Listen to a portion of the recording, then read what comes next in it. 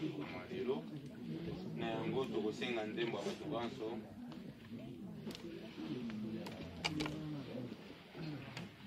nsima ya kopesi ndembo ya bato nyonso mama selo responsable mama Sabindo tinda biso na libondi totema lisoba sila nzambi ukasila muki mwana kyame sila nzambi ukasila muki mwana kyame kela mese saluki yangu nzambi sila nzambi ukasila muki mwana kyame Tela mese saluki yangu nzambi tusadile saluki ya nzambi mukeleka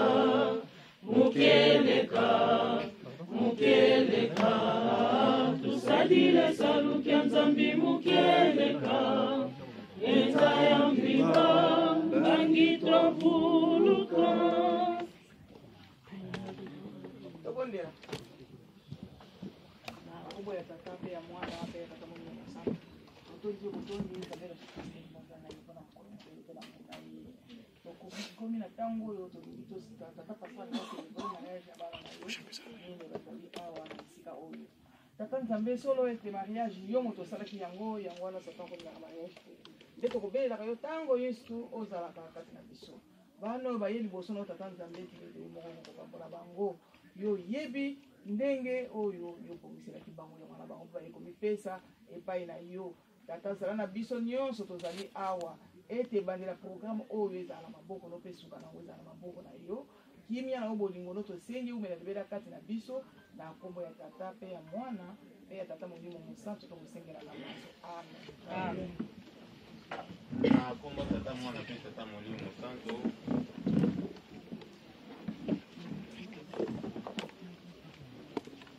mukanda mwa tata nzambe nde tokotanga mikanda mibale tokobanda na mukanda ya mibeko Exode chapitre 20 verset 1 à 17 nde nsima tozwi na Genèse kati na mukanda ya mibeko nde tozwi na 10 commandement kuna na Exode chapitre 20 verset 1 à 17 kuna bazwi na biso boye na kombo tata mwana pe tata molimo mosantu. Alors Dieu prononça toutes ces paroles en disant, je suis l'Éternel, ton Dieu, qui t'ai fait sortir du pays d'Égypte, de la maison de servitude.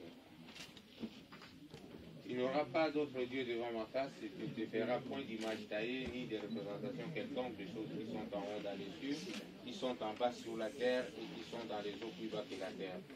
Il ne te prosterneras point devant elle, et tu ne les serviras point, car moi, l'Éternel, ton Dieu, je suis un Dieu jaloux, qui finit l'iniquité des pères sur les enfants jusqu'à la 3e et à la 4e génération de ceux qui me haïssent, et qui fait miséricorde jusqu'en 1000 générations à ceux qui m'aiment et qui gardent mes commandements. Tu ne prendras point le nom de l'Éternel, ton Dieu, en vain, car l'Éternel ne laissera point impuni celui qui prendra son nom en vain. Souviens-toi du jour du repos pour le sanctifier. Tu travailleras 6 jours et tu feras tout ton ouvrage, mais le 7e jour est le jour du repos de l'Éternel, ton Dieu. Tu ne feras aucun ouvrage, ni toi, ni ton fils, ni ta fille, ni ton serviteur, ni ta servante, ni ton bétail, ni l'étranger qui est dans tes portes. Car en 6 jours l'Éternel a fait les cieux, la terre et la mer, et tout ce qui est contenu, et il s'est reposé le 7e jour. C'est pourquoi l'Éternel a béni le jour du repos et l'a sanctifié. Honore ton père et ta mère, afin que tes jours se prolongent dans le pays que l'Éternel, ton Dieu, te donne. Tu ne tueras point, tu ne commettras point d'adultère, tu ne déroberas point, tu ne porteras point de faux témoignages contre ton prochain, tu ne convoiteras point la maison de ton prochain, tu ne convoiteras point la femme de ton prochain, ni son serviteur, ni sa servante, ni son bœuf, ni son âne, ni aucune chose qui appartienne à ton prochain. Au nom du Père, du Fils et du Saint-Esprit. Toleki na mukanda ya Genèse tokotanga mukanda ya Yambo.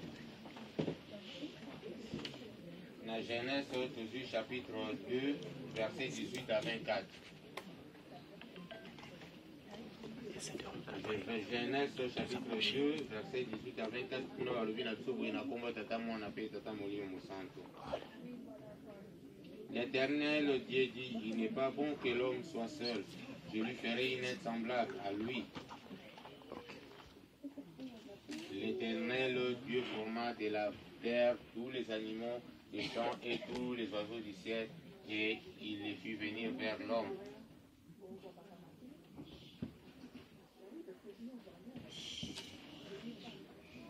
Pour voir comment il apparaît, et afin que Dieu, tout être vivant, porta les noms qu'elle lui donnerait l'homme. Et l'homme donna les noms à tous les bétails, aux oiseaux du ciel et à tous les animaux du champ, mais pour l'homme, il ne trouva point d'être semblable à lui. Alors l'Éternel Dieu fit tomber un profond sommeil sur l'homme qui s'endormit. Il prit une de ses côtes et referma la chair à sa place. L'Éternel Dieu forma une femme de la côte qu'il avait prise de l'homme et il l'amena vers l'homme. Et l'homme dit, voici cette fois celle qui est os de mes os et chair de ma chair. On l'appellera femme parce qu'elle a été prise de l'homme. C'est pourquoi l'homme quittera son père et sa mère et s'attachera à sa femme. Et ils deviendront une seule chair au nom du Père, du Fils et du Saint-Esprit. Amen. Na kombo tata mwana pe tata mulio mosanto papa simukimbo mzalani ile kwa ikoki kwa ito kwa koloba ito kwa na tina liloba na yo atalo oyo kati na mukanda na babule be to bengio yondo zala oloba na biso kwa ete kwa kubota mbuma kati na biso kimia no to sengi ute bale kino suka na kombo misato abule tata mwana pe mulio mosanto. Amen. Batata pe ba mama tozali kobengana tango toti kotanga mukana na mibeko na kolonga na mibeko nde totangi na ebandeli to na jeunesse mikanda totangi na mibeko batata pe ba maman soko vandi au fond de nous peut-être soko éviter au loba mais pourquoi pas on a plus de temps, est-ce qu'on ne pouvait pas sauter les mibeko là totanga kaka mibeko ça a vraiment une importance capitale kati na bomo ya moto na bisika biso otozwanu que ça soit dans une société. En parlant de société, toujours dans la mingi, ça là où parce que même notre vie quotidienne, c'est toujours dans la société. Mais, auto kenda kapa mindele mibeko zali. Na katanda ku mibeko zali. Na kelasi mibeko zali. Et partout au vandi mibeko zali. Po ya mo zali base ya mutu kwa kuvanda malamu isika batu bazali. Sans mibeko moto akotambola bonta bakotambola lokola eloko pamba moto aza na mibeko akozala respecte na moto nyonso mpona nini moto aza na mibeko oyo azali bien sûr kotosa mibeko ya tata nzambe akozala respecte oyo azali kotosa te oyo akotambolaka na mibeko te ekozala kaka na esika oyo bato bakomona ye azali moto te bakomona ye lokola nyama bato bakobanda kokima ye pamba te azali kotambola na mibeko te tokozwa ndakisa moto azali koboma sans que moto amona soki amoni ye kaka na makila maboko to azokoya moto achange nzela mpona nini aza kotambola na kotosa mibeko na nzambe te. Même kati na ndako ntango bozo tozali komona na esika oyo toye mpona libala totangi mibeko kati na bandako ntango omonaka couple moko boye koumelaka omonaka bango kaka ntango nyonso bavandaka kaka bazali 10 ans 20 ans bazokokende kaka bakomi bakoko mpona kati na bango bavandisi mobeko na nzambe kati ya libala na bango bavandisi mobeko na nzambe bavandisi eloko mosusu te po bato soki bazotosana bango mibeko bien bavandi bien bato misusu bazomona mwasi na mobali nde bazolingana parce que c'est le contexte oyo tokomeli yango wana bato bakomi kolukela yango bakotore bamona ke bavandi mpona baza kotosa mibeko bavandisi libala nango kati na mibeko bango bakoloba te mwasi to mobali moko azwili moninga kisi te kisi ya monene bavandisi nde mibeko kati na libala na bango pela moko bino pe bovandi awa ntango bokovandisa libala na bino kati na mibeko na nzambe bozana eloko bokoluka te mpo ete etambola malamu soki ozwi kaka mobeko na nzambe ovandisi okoyina molongani na yo te okolinga ye lokola yo moko mpo kati na mokanda oyo toluti kotanga na nsima balobi ete awuti na mopanzi na yo mobali omoni tango bazwi mama Mifi na mopanzi ya papa Julien, bazwi mama Epifani na mopanzi ya papa Cédric, tango azongi na mopanzi na ye, donc azongi na esika na ye, pe tango balongolaki mopanzi wana mokuwa wana ezalaki moko, balongola mibale te. Papa Julien to papa Cédric balongolaki mokuwa mibale te po ete basalelo basi mibale. Et maman Mifi pe maman Epifani balongolaki yo na mibale mikuwa na mopanzi ya bato mibale te poza na mibale. Labandi touti koyoka na exhortation tout na maté par pasteur apesi biso awa responsable mobeko esengeli vanda kati na ndako na bino, mobeko esengeli boko kotosa yango, bozala makasi bokanga mibeko na bitata nzambe kati na libala na bino, bokomona ete na mwata moke bilongi na bino ekomo changer, ekomosala lokwa ekokani, et pourtant en réalité ekokani nango te, mais bilongi ekomosala lokwa ekokani mpo nini bozotambola bien na mobeko ya tata nzambe, boza botosa mukana mosusu oyo toti kotanga balobi na biso nini. Tata nzambe ntango asali biloko biso kati na jardin d'Eden, ndenge toyebeli histoire biso banso, atie nyonso na kati na elanga wana, amoni ete aye na biloko nyonso penepene ya moto apesi yango bakombo, kasi moto le alasisi fatigue avandi ye moko, makanisi etamboli tata nzambe atali araisonne na place na yalobi alembi, mais ezosenga réconfort, moto asalisa ye même soki aza na mposa kozwa mai kuna na mosala monene asali nani aozule mai aza mosuki te, alalisaki moto pongi makasi, alongoli mokuwa moko nde nauti koloba asali moto mosusu.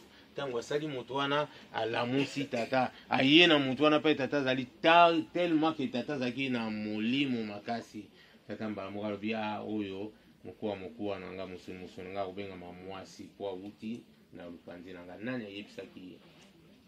Po azalaki akolala ndenge nayebi ke awuti na mopanzi na ye. Meme kaka ta na mystère wana ekoki kotinda biso te ke tokoka koyeba soki eza nini, po ozalaki akolala balamusi oka mbala moko oyebi ke non ngai papa mpe mama Marie awuti awa komasa, no ngai papa Cédric mama Epifani awuti awa, to te papa Julien mama Mifi awuti awa. Ezali oyoka makamwisi ya nzambe, tokoki konéglige yango te durant vie na biso ndenge tovandi boye. Donc yeba yo maman, yeba yo tata, tango bolingani, tango boye kobala na boye, kolingana wana nyonso eza pe likamusi ya nzambe. Pourquoi? Parce que papa Julien pa rotambula pa yosali ba vie na nyonso, est-ce que mona bato musu te po lelo ya okanga na mama Mifi bobala na non, likamusi ya nzambe. Papa Cédric pareil. Donc mystère wana, likamusi wana tata nzambe bomemango tina suka. Na libala na bino bovandi ya bato ebele bazali awa bozwi chance oyo mabala bango eumeli. Donc baye mpenza po ete bango mpe bacontribue pa na bino ya lipamboli po ya bino mpe 2 ans, 3 ans, 4 ans bomonaka lokola mikolo mpe ezoumela esu te po kaka bobengisi biso fete ya 50 ans libala na bino. Nde bobengisa nga na ozalija na 120 ans, donc nakoya ozomona ezesengo. Donc bon likamusi oyo tata nzambe asali mpo na bino po ete lelo bokutana o retrouve oyeba ke oyo azali mokuwa na yo mosuni na yo yo moto opesaki ye kombo olobi mwasi tika te bokoka kobomba ngo tikino suka. Yango omoni libala kati na lingomba na biso babengi yango sacrement mpo moto ayambo asalisaki libala ezali ye moko tata nzambe oyo asalaki yango entre Adam na Eve. Na bandi kati na mabala na bino na baye oyo babala kala na oyo bakoya lobi esengeli po ete kwa kovanda malamu totia yango na mibeko pe oyeba outi wapi ezali ndenge nini ebandelaki ndenge nini epona nini fo ezala bongo.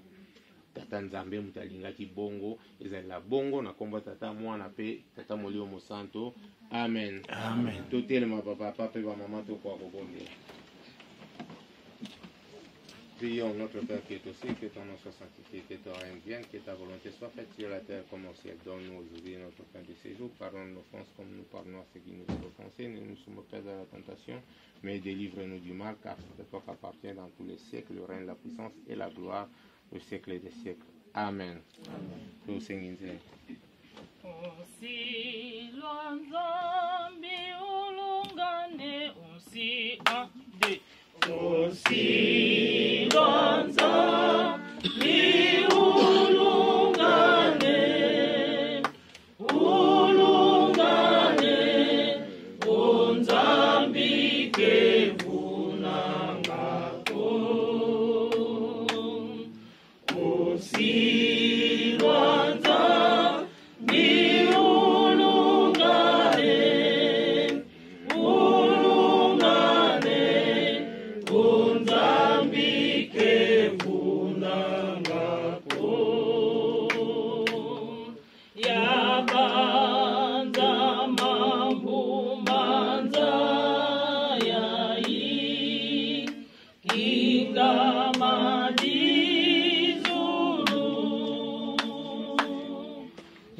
See